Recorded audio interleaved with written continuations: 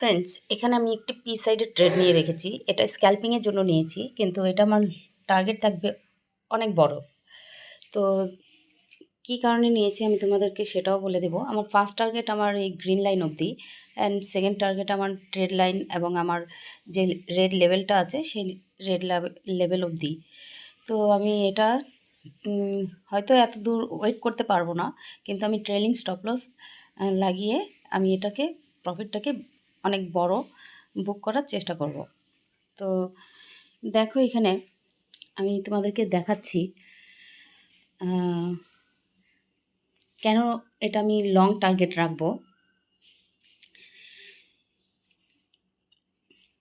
তো এখন আমার প্রফিট 14,000 15,000 টাকার মতো চলছে।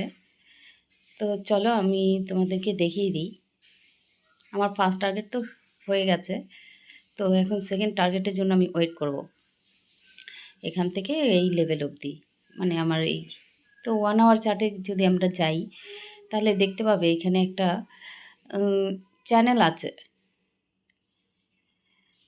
দুটো ট্রেড লাইন। তো দেখো, মার্কেট যখন এই আপার লেভেল থেকে নিচ থেকে আপারে এইরকম করেই চলছে। তো এখন নিচেই আসবে আমার এই ট্রেড লাইন অবধি। তার জন্য আমি এটাকে লং টার্গেট করে রেখেছি। তো আমার ফার্স্ট টার্গেট তো ডান হয়ে গেছে।